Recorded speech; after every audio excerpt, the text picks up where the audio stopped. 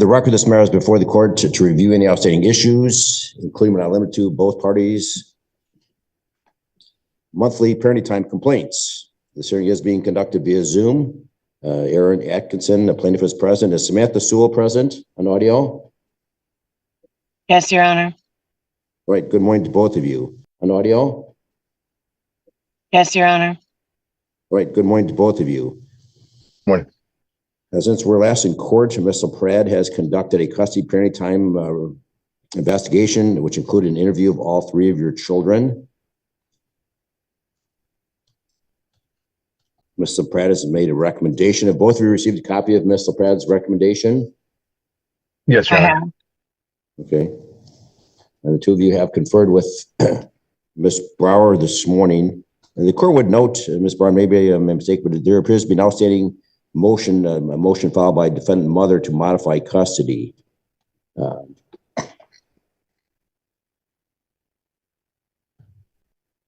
don't know if that needs to be addressed in this recommendation, but in any event, the recommendation, Mr. Axon, there's Ms. Sewell. Good morning. The recommendation is that the front of the court recommendation, Mr. Pratt, dated August 13th, 2024, be adopted. Specifically, mother's parenting time shall be every other weekend, Friday at 4:30 to Monday to school during the school year and during the summers, week on, week off, with the exchange at Sundays at 6 o'clock. The mother's parenting time with lunch shall be reasonable and liberal. The outstanding parenting time complaints filed with front of the court through July 8th be dismissed. It's also known that both parties have provided the court with essays, what they have learned from their high conflict solutions workshop.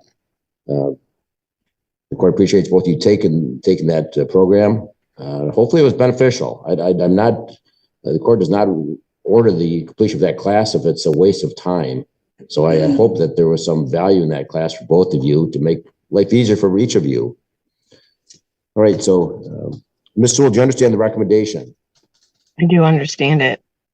I understand what's wrote. I don't understand how we got here. Okay, so you disagree with the recommendation? Absolutely.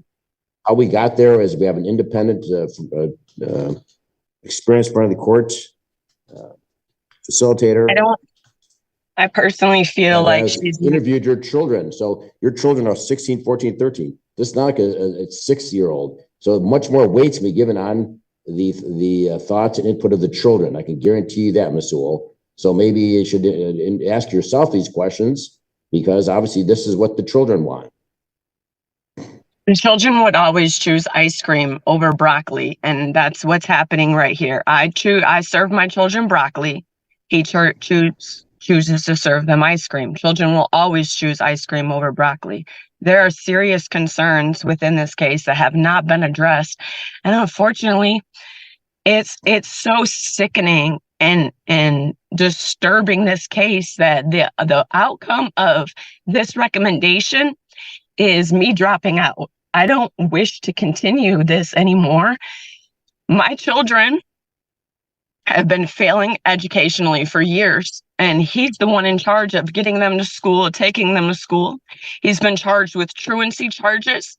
My son has dropped out of school. My children are depressed, suicidal, on medication, and all absence of their mother. But yes, continue the same path for them. Everybody agreed that something different needed to be done, and choosing the same sickening and despair life for them is enough for me to decide that continue on and do that. My son is now dropped out of school. There's no changing that. My daughter had a 1.3 grade average last year. I have went to court every single year fighting to know knowledge about my kids, fighting to be present for my kids, fighting for my kids to attend birthday parties, fighting for my kids to attend funerals. I've had to go to court to know my kids' education, to know their therapist. I've had to go to court to have you tell him that he had to keep them in school so he wouldn't take them out for acting classes. I've had to go to court for all these things, and nothing has been done.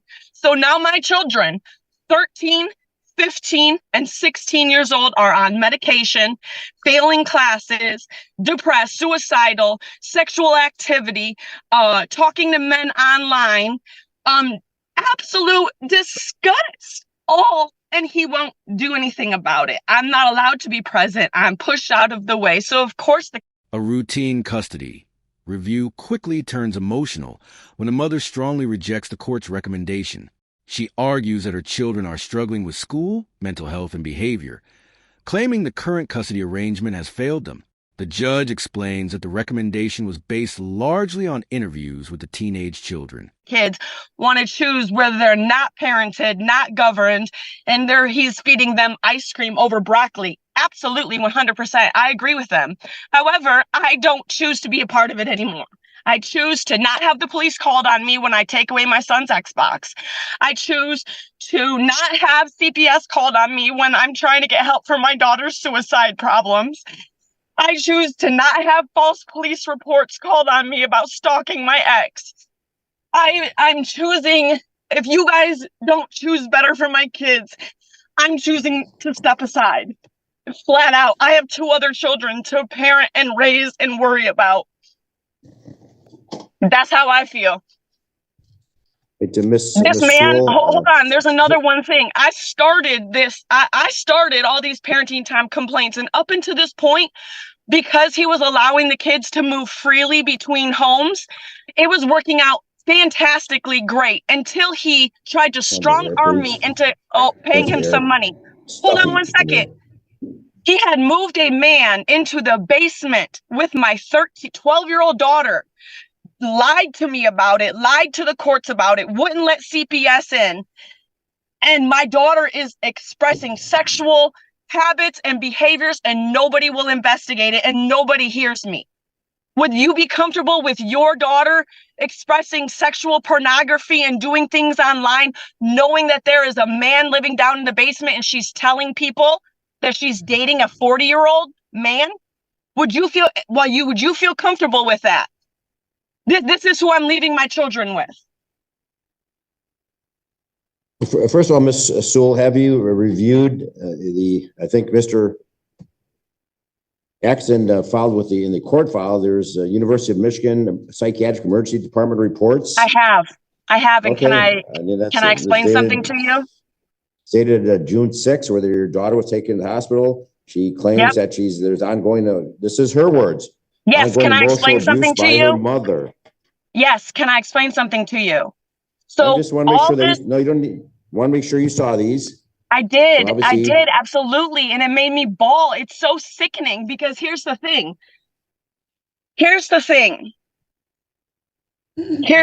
Your Honor. Mr. Atkinson, I was explaining my concerns of what I was finding on her phone and explaining what I have known my son to do and explaining what we had just came across. The referee wanted to say that the kids were not allowed around each other and was concerned about incest relationships because what I was finding on Isabel's phone while she was in Mr. Atkinson's home. So I explained this to the court. The referee was like, whoa, something's going on. The kids aren't allowed around each other. Mr. Atkinson went home and told Isa and London that I was accusing them of having an incestual relationship and blamed the entire thing on me. So she absolutely was so mad at me. And I think I provided text messages to the court where she was saying, my mom's so weird. She thinks I'm having sex with my brother and she thinks I'm having sex with my dad's roommate. But these are the things that I'm finding on her phone and I'm providing them to the court. I'm not having conversations with my daughter about what I'm thinking. I'm having conversations with Aaron Atkinson, trying to get to the bottom of it. And then he's going and telling he is showing her, even these classes, he is showing them the paperwork and putting it in their faces, absolutely causing problems. I've came to the courts every single year about things that I'm badmouth, I'm talked about. Of course the kids view me like this. This is 100% parental alienation, and the courts have enabled the abuse of me, the control of me, and I'm done. If you guys cannot see that, why would I be fighting for my kids to abuse them? All I want for them to do is do better in school. Hold him accountable to that court order. It's a court order for a reason. You're not allowed to badmouth me every chance you get. My kids don't need to grow up in a toxic environment like that. I love them so much and only want the best for them. So yeah, they hate me for making them clean their rooms. They hate me for grounding them, taking away their cell phone. I took away my daughter's cell phone because of the things that she was posting on TikTok and the boys that she was talking to. He turned around and bought her a new phone. After all this, there's no disciplining the kids. There's no wanting better for them. I am merely nothing more than a babysitter. So I choose to not do it. I cannot live, and I cannot be exposed to the police knocking on my door again, to the CPS, to the false CPS call. I've been dealing with this for far too long. Far too long. And this is exactly what he wanted. So congratulations, Aaron, you've won. Congratulations. This is absolutely what you've wanted. I hope you're happy with the results. To be honest with you, I feel so bad for my kids, but I feel so bad for my kids' future that they have to live like this. 100%. The kid's therapist is his therapist. Can you imagine what my kids would say if my kids attended my therapist and all they listened to is negative lies that I said about my ex? The paid actor, the one that literally gets paid to make people believe his story.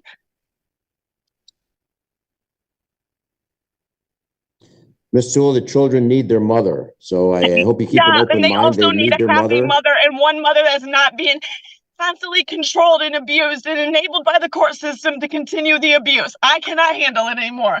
I have hit a peak. I've hit a moment. I cannot. The summer goes so perfect and so well, and it's so harmonious.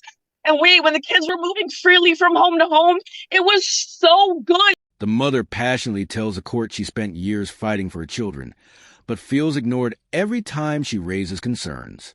She accuses the father of poor parenting and says she's exhausted by repeated court battles.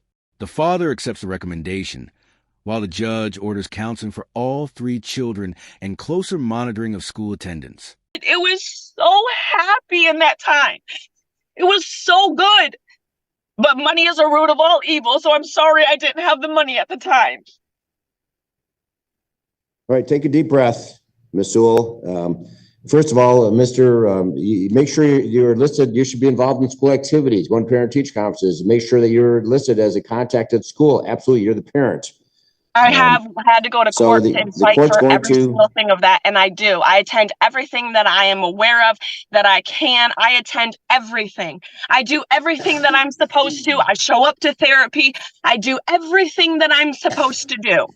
Everything and more. I adopted my life in 2020 as if he was standing right next to me. And you can ask any about that. I said, I will live my life as if Aaron Atkinson is standing next to me because that's how it feels. Every move I make, I have to make sure that he's okay with it, how he can spin it and how he can use it against me and use it against me in court. And that's how I have become this person that I am so proud of today.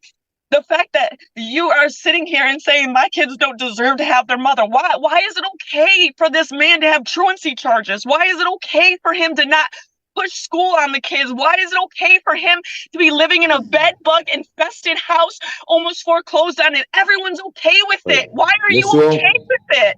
Right, Ms. Sewell, the court fully understands your position. Keep in tabs. If in fact the children are missing school, bring it to the court's attention. The court will make changes. You have all the paperwork right now. You have all the paperwork right now. I have. That's a joke you telling me that. I brought all text messages, school paperwork. I have absolutely brought everything. The 37 absences. I brought that, Your Honor. Green's waiting. Mr. Atkinson, do you understand the recommendation this morning? Yes, I do. Do you have any objection to the court adopting the recommendation? No, I do not. Okay, the court's going to add a couple things to this recommendation. If you could, please, Ms. Brower. Number one is that all 3 children shall be involved in counseling, and they shall not be your counselor or therapist, Mr. Atkinson. Not someone that you are seeing. Just understand, all 3 children shall be enrolled in counseling. They've all 3 got problems. So all three should be enrolled in counseling, and they should not be your therapist or counselor. And finally, if the children miss school because of illness, you need to take them to the doctor that day. No unexcused absences. So if they're you take them home, they're home from Schedules school the because they're sick. appointment during Miss school, please do school. not interrupt. Mr. Atkinson, if these children are sick, they don't go to school, you need to take them to a doctor that day. Understood? Understood. And Ms. Sewell, please keep tabs on the records. If in fact they're missing school, the court's we'll bring them back into court, and the court wants answers as to why they're not in school. This is a joke. All right. I've been doing this for years, Your Honor. Every single year I provide the school record. Every single year. So you're telling me to do exactly what you told me last year, which was the thing that you exactly told me the year before, which is the exact thing that you told me the year before. You've told me this every single year. Every single year you've told me this. I've been bringing this to you every single year. Every single year, Your Honor. Well, we've got 3 files here, and there's been a lot of activity, but bring them timely. Ms. Sewell, I do, Your Honor. It has 30 again, days to, you have 30 days to file the complaint. I do, Your Honor. I do. I file everything on time. I do bring it to you. I do. So you're telling me the exact same thing as you did a year ago. So what is it going to be? One more child is going to drop out? Are we going to wait till one more child gets to drop out? Because this could have been prevented. This absolutely could have been prevented. The court's attention. This absolutely could have been prevented. I'm not going to talk over you, try to talk above you, Ms. Sewell. So court will adopt the recommendation. I will conclude this review. Do bring it to the court's attention, please. I will look at it. So please bring it to the court's attention, and the court's going to amend the recommendation with those. Your Honor, can I ask something else? Sure, go ahead. So we have a thing on our court order that we are not supposed to talk about each other on social media. However, I'm not being quiet about what's being done to me at court anymore. And since the court order has never been followed before, and there are no consequences. So if I start speaking out about what's being done in the care that Mr. Atkinson, and I have already interviewed with the podcast company that wants to hear my story about what's been happening with Friend of the Court, CPS, and how I've been treated and the injustice, and the fact that you're still allowing this behavior and you're giving custody to him. Am I allowed to speak about it, or are you putting a no speak order on me? Am I allowed to tell my story, or is this allowed to be aired? If you're not sure about following court orders, then you should consult an attorney, because yes, you violate court orders, people can be held in contempt. With that, okay, but why is he allowed to be held? Why is he allowed to disobey the court order, but he is not allowed to be held? He never gets held in contempt. So why is it that I only am allowed to be held in contempt, but he does not have to be held in contempt? You just dismissed about 20. Both parties are subject to the contempt powers of this court to violate court orders. With that, but you're not, because you just dismissed all my court orders that he violated. So are you going to choose to violate me and not him once again? I'm just saying, I want to speak out. I want this podcast to be aired. I very much want my voice to be heard. I think that other people can benefit from hearing my story about the injustice that's been being caused to me. I want to speak out about my story, and I want to make sure that I'm not being contempt of court again, because I'm the only one that gets held in contempt of court. So I'm asking you to lift that ban on me being able to speak and me being able to speak about my story. Your request is denied. Okay, I will take my chances. Okay, that will conclude this hearing. Thank you, Ms. Brower. Your Honor, that new recommendation will be in your queue in just a moment. Before the hearing ends, the mother asks if she can publicly share her experience on a podcast. The judge warns that both parents must continue following the court's orders and denies a request to lift the restriction. Frustrated, she says she'll take her chances, bringing an emotional hearing to a tense conclusion.